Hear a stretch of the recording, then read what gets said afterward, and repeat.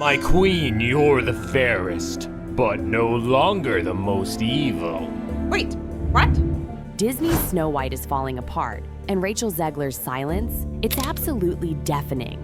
Sure, the live-action Snow White twirled its way into theaters with a glittery $43 million domestic debut. But behind that sparkly box office number is a complete, undeniable disaster. And now, it looks like the film's most controversial star, the so-called queen of the clapback herself, has suddenly gone completely ghost. No tweets, no TikToks, not even one of her signature passive-aggressive Instagram stories. For someone who's never hesitated to fire back at critics, Rachel's silence now is louder than any angry post could ever be. And honestly, she might have a good reason to zip it, because the backlash is ugly. In a move so rare it's basically unheard of, IMDb slapped a giant red warning across the film's rating page, warning users of unusual voting activity. Translation? Snow White isn't just flopping, it's getting review bombed into the ground. At the time of writing, the movie was sitting at a jaw-dropping 1.66 out of 10 rating on IMDb. 163,000 rating, of which it got 1.6, not out of 5. Like, sometimes you go to McDonald's, it's 1.6 out of 5. Yeah. 1.6 out of 10. Over 315,000 users have weighed in, and a mind-blowing 91.2% of them gave it just one miserable star. And it gets even worse. Overseas, the film stumbled out the gate, dragging in only $44.3 million, bringing the global total to $87.3 million, way below Disney's already modest $100 million projections. For a studio like Disney ? This isn't just an underperformance, it's a full-blown embarrassment, especially when you remember they dumped a massive $250 million into making it. The numbers were so bad, even Joe Rogan couldn't resist roasting Disney. You get doged looking at this movie. They spent $250 million making that movie. And just when you thought it couldn't get more humiliating, Snow White now officially holds the crown for the lowest domestic debut of any live-action Disney remake ever. Yep.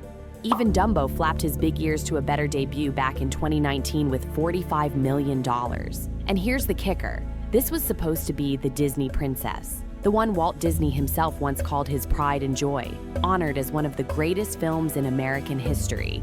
This wasn't just a movie. This was the very birth of the Disney empire, which only makes this crash and burn moment so much more tragic. And guess who's smack dab in the middle of this swirling disaster?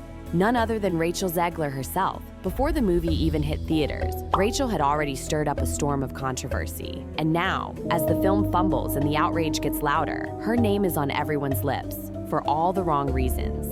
It all started when Rachel gave an interview that made eyebrows shoot into space. She called the beloved 1937 classic dated. I mean, the original cartoon came out in 1937, and very evidently so. But Rachel didn't stop there. She sledgehammered straight through millions of childhood memories, questioning Snow White's love story with a man she basically labeled a creepy stalker. And if that wasn't enough, she went on national media and called the original movie weird. Weird. Focus on her love story with a guy who literally stalks her. Weird. So we didn't do that this time. And then she proudly declared they were completely revamping the original story. She's not going to be safe with the prince, and she's not going to be dreaming about true love. She's dreaming about becoming the leader she knows she can be, and the leader that her late father told her that she could be if she was fearless, fair, brave, and true. For fans who grew up twirling in their bedrooms to "Someday My Prince Will Come," Rachel's hot takes hit like a slap across the face. What she probably thought sounded empowering came off as disrespectful, even smug. Social media exploded. Fans wondered if Rachel ever even liked Snow White in the first place. Or worse, did she even want the role? But the flames didn't die there. They roared higher.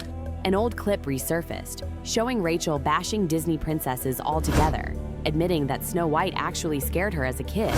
I was scared of the original cartoon. I think I watched it once and then I never picked it up again. I'm being so serious. Of course, the controversy didn't just start with Rachel's comments. Disney had already been pushing for more diverse and culturally authentic storytelling in their remakes. Some of it, like Aladdin and Mulan, worked pretty well. But when they cast Rachel, who's half Colombian and half Polish, as Snow White, it sparked intense debate.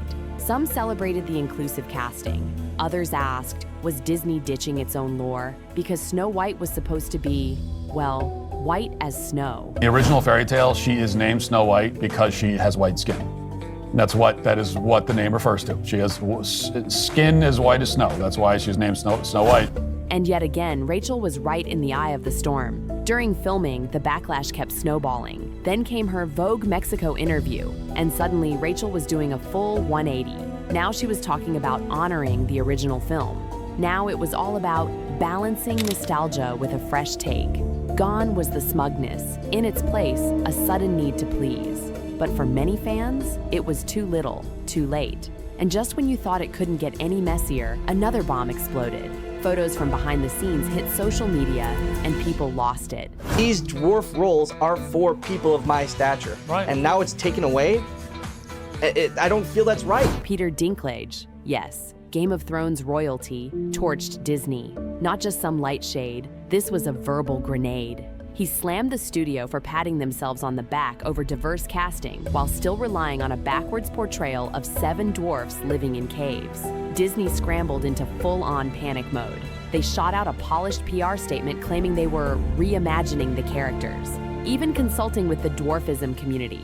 But the damage was already done, especially when it leaked that Disney was using CGI dwarfs instead of hiring actual actors with dwarfism. Outrage exploded. And now, one bold TikTok creator decided he wasn't just going to sit back and watch. John Ferguson, a man with dwarfism, had had enough of Disney's absurd and downright insulting casting decisions. So what did he do? He dressed up as one of the 7 dwarfs, complete with full costume, and marched straight to the movie theater with a sign that read, "Hire real dwarfs." They flew an executive, one of the producers, out to go visit personally with Rachel Zegler to say, could you please take that down? Because we understand you can have your political views, but those aren't really helpful. His protest wasn't just cute, it was powerful. And when the video of John standing proud with his handmade sign hit the internet, it went instantly viral, touching thousands. John didn't stop there either. The clip cuts to him sitting defiantly in the theater, staring up at the giant screen, sending a clear message without ever saying a word. This fight isn't over. Safe to say, Ferguson wasn't the only one furious over Disney's CGI stunt. He sparked a massive wave of people calling out the studio for not just disrespect, but for actively taking away roles from actors who deserved them most. But Rachel, she wasn't backing down. It turns out that Americans are not in love with the politics of Disney. Not only did she refuse to delete the tweet, but she kept doubling down, posting more political takes, clapping back at fans, and stirring up even more controversy. And suddenly, producers weren't just worried about backlash anymore. They were terrified that Rachel's political views would split the fragile audience right down the middle. Behind the scenes, things got ugly. Sources say the tension spilled straight into Snow White's marketing strategy. Disney wasn't just worried about backlash, they were worried about threats. It got so bad that Gal Gadot needed extra security after receiving threats tied to Rachel's political firestorms. And here's the real kicker. While Disney rushed to protect Gal, they left Rachel completely out in the cold.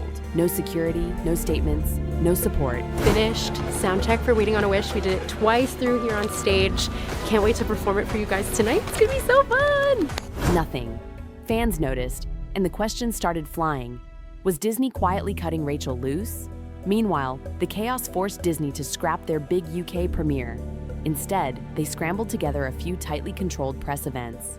Rachel got sent off to perform in a remote castle in Spain, while Gal Gadot was happily posing with fans at Disneyland, completely separate from Rachel. At this point, it wasn't just backlash anymore. It was a full-blown meltdown. And then Rachel dropped a bombshell. She revealed that the backlash wasn't just limited to online trolls. It had gotten dangerously real. People had shown up at her apartment, in person, just to scream profanities at her. And if that wasn't heartbreaking enough, here's the real kicker. Disney, the mighty powerhouse behind Snow White, apparently did nothing to protect Rachel. I can also be having the greatest time and simultaneously wishing people would stop sending me death threats. And maybe that's a weird takeaway. No security, no statements, no support, nothing. Meanwhile, Gal Gadot got the full Disney protection package. Fans couldn't help but wonder, was Disney just leaving Rachel out to dry because it was easier? The pressure, the hate, the silence, it all took a toll. After months of chaos, Rachel made a cryptic move. She wiped all mention of Snow White from her Instagram bio. Gone, just like that. It was clear, Rachel was moving on. Her new focus?